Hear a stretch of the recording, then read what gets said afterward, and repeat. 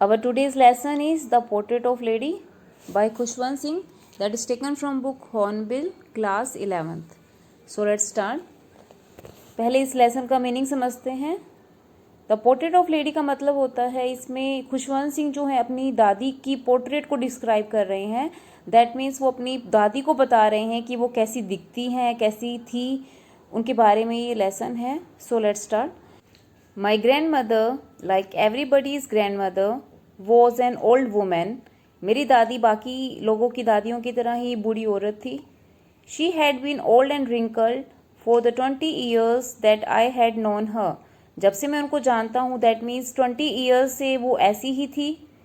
People said that she had once been young and pretty and had even had a husband, but that was hard to believe. लोगों का ये कहना था कि वो कभी यंग जवान भी थी, सुंदर भी थी और उनके एक हस्बैंड भी थे, बट इस बात को विश्वास करना मुश्किल था.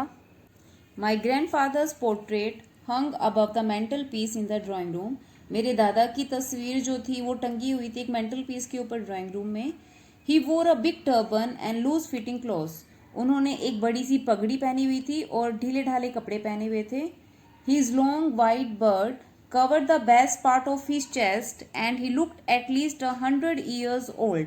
उनकी लंबी सफ़ेद रंग की दाढ़ी जो थी उनके आगे का चेस्ट का जो है बेस्ट पार्ट कवर करती थी और वो ऐसे दिखने में लगते थे जैसे कि वो 100 साल के थे.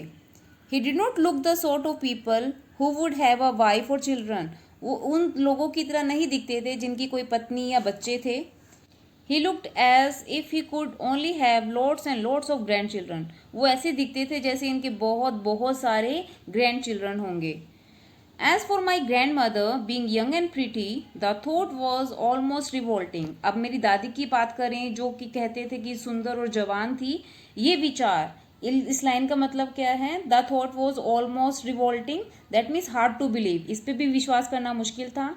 She often told us of the games she used to play as a child. वो हमेशा बताती रहती थी उन गेम्स के बारे में जो वो छोटी थी जब खेलती थी. That seemed quite absurd and undignified on her part. Absurd here means illogical and undignified here means disrespectful. ऐसा सुनने में तो ऐसा लगता था जैसे वो बात जो करी वो illogical है या जिस पे विश्वास नहीं कर सकते. And we treated it like the fables of the prophets she used to tell us. और हम ऐसे ट्रीट करते थे उनके फैबल्स को. फैबल्स मीन्स फिक्टिशियस स्टोरीज जिसकी एक मॉरल टीचिंग वगैरह होती है, जैसे कि वो कोई इसी संत के बारे में हमें बताया करती थी. She had always been short and fat and slightly bent. वो हमेशा से कैसी थी? छोटी सी, थोड़ी सी फैटी और आगे से झुकी हुई थी. Her face was a criss cross of wrinkles running from everywhere to everywhere. उनका फेस पूरा रिंकल से भरा हुआ था. No we were certain she had always been age. हम इस बात के लिए सर्टेन थे, दैट मीन श्योर थे कि वो हमेशा से ऐसी ही थी. एज वी हैड नॉन हर. जब से उनको जानते हैं तब से वो ऐसी ही थी. Old, so terribly old that she could not have grown older and had stayed at the same age for 20 years. वो इतनी ओल्ड थी, ऐसी लगती थी जैसे कि वो शुरू से ही ओल्ड रही होंगी और उससे ज़्यादा ओल्ड नहीं हो सकती. और उनकी जो उम्र है पिछले 20 सालों से ऐसी ही चलती आ रही है. She could never have been pretty but she was always beautiful. ऐसा लगता था कभी वो सुंदर नहीं थी. Pretty in the sense means in appearance वो प्रिटी नहीं थी, बट वो हमेशा से सुंदर थी. दैट मीन्स वो इंटरनली बहुत अच्छी रही हैं. She hobbled about the house in spotless white with one hand resting on her waist to balance her stoop. Hobbled means awkward way में. वो घर में जब चलती थी अपनी वाइट कलर की ड्रेस में, वाइट मीन्स यहाँ जो स्पॉटलेस बताया गया है, क्लीन, एकदम वाइट कलर की क्लीन ड्रेस उन्हें पहनी होती थी और उनका एक हाथ जो था उनके वेस्ट पर होता था ताकि वो अपने आप को बैलेंस कर सके. स्टूप का मतलब होता है बैंड फॉरवर्ड, क्योंकि वो आगे से झुकी हुई थी तो अपने आप को बैलेंस करने के लिए वो एक हाथ अपनी वेस्ट पर रखती थी. And the other telling the beads of her rosary. और दूसरे हाथ से वो क्या करती थी? Rosary means string of beads. उनके हाथों में माला होती थी जिसको वो घुमाती रहती थी. हर सिल्वर लॉक्स वर स्कैटर्ड अनटाइडली ओवर हर पेल पक्कर्ड फेस. सिल्वर लॉक्स मतलब वाइट हेयर. उनके जो सफ़ेद रंग के बाल थे वो स्कैटर्ड बिखरे हुए थे, अनटाइडी थे उनके पेल, पेल मीन्स येलोइश फेस पर पकड़, जो पिचका हुआ फेस है उसके ऊपर। And her lips constantly moved in an audible prayer, उनके लिप्स हमेशा मूव करते रहते थे इन इनऑडिबल प्रेयर, लेकिन जो वो प्रेयर करती थी वो इनऑडिबल थी, वो सुनाई नहीं देती थी। यस शी वॉज ब्यूटिफुल, हाँ वो सुंदर थी।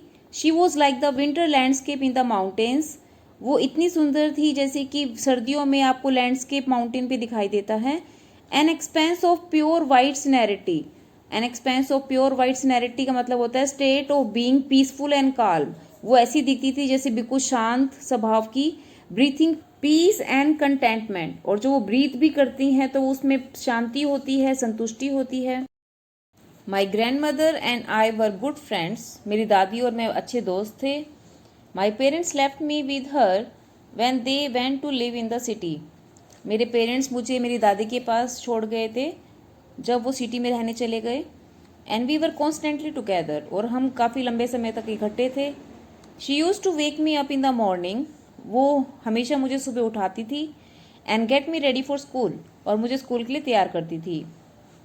She said her morning prayers in a monotonous sing song while she bathed and dressed me in the hope that I would listen and get to know it by heart. वो morning prayers गाया करती थी।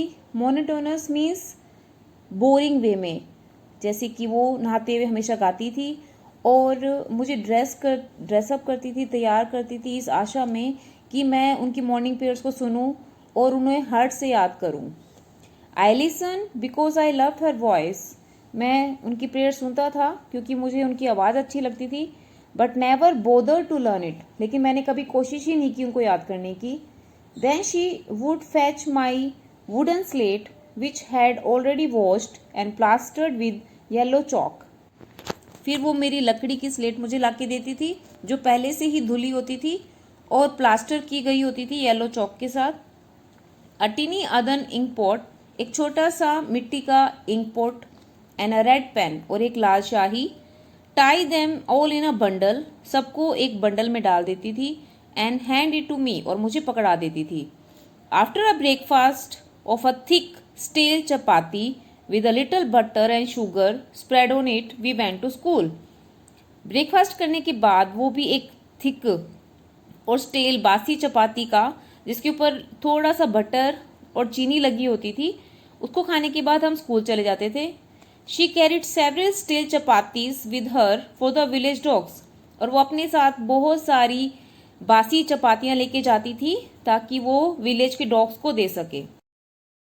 माई grandmother always went to school with me because the school was attach to the temple, मेरी दादी हमेशा मेरे साथ school जाती थी क्योंकि मेरा स्कूल जो था वो टेम्पल से अटैच था। The priest taught us the alphabet and the morning prayer, जो वहाँ प्रीस्ट थे वो हमें अल्फ़ाबेट और मॉर्निंग प्रेयर सिखाते थे।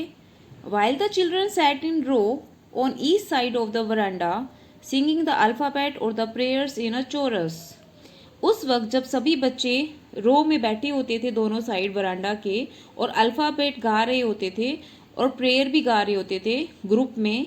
My grand mother said in side reading the scriptures, मेरी दादी अंदर बैठ जाती थी, स्क्रिप्चर्स पढ़ती थी। When she had both finished, जब दोनों ही अपना अपना काम पूरा कर लेते थे, we would walk back together, हम दोनों साथ में घर आ जाते थे। This time the village dogs would meet us at the temple door, उस वक्त जो गांव के कुत्ते थे वो मंदिर के दरवाजे पर हमारी वेट किया करते थे। They followed us to our home growling and fighting with each other for the chapatis we threw to them, वो हमारे साथ घर आते थे। ग्रोलिंग फाइटिंग मीन्स गुर्राते थे, लड़ते रहते थे एक दूसरे से उन चपातियों के लिए जो हम उनको फेंका करते थे। When my parents were comfortably settled in the city, they sent for us. जब मेरे पेरेंट्स शहर में सेटल हो गए तो उन्होंने हमें वहाँ बुला लिया। That was a turning point in our friendship. ये एक टर्निंग पॉइंट की तरह हमारी दोस्ती में। Although we shared the same room, हालांकि हम एक ही रूम शेयर करते थे। My grandmother no longer came to school with me. अब मेरी दादी मेरे साथ स्कूल नहीं जाती थी। I used to go to an English school in a motor bus, मैं एक मोटर बस में स्कूल जाता था, वो भी English school. There were no dogs in the streets, गलियों में कोई डॉग्स नहीं थे। And she took to feeding sparrows in the courtyard of our city house. और वो क्या करती थी, स्पैरोज को फीड करती थी कोर्ट यार्ड में बैठ के, वो भी सिटी वाले हाउस में। For the rest part of this chapter watch my next video.